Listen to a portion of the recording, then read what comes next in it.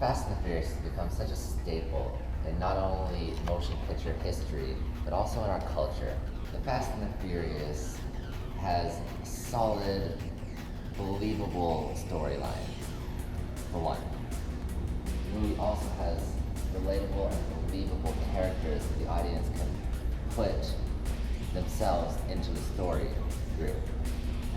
And lastly, Fast and the Furious has a unique soundtrack that gives a very unique perspective on the story and the whole film, and gives a interesting and new way for the audience to relate to the movie. These aspects combined together are what helped make the Fast and Furious such a great movie, and it was helped build the Fast and the Furious franchise. The first and most important aspect to making any movie for anything else is a solid storyline.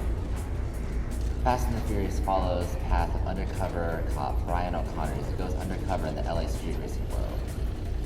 Now, what makes this such a great movie is that it's very relatable. It's very set in a very real world and a very real situation.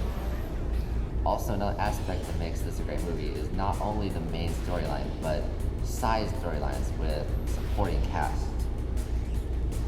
Speaking of, what would a movie be without real and relatable characters?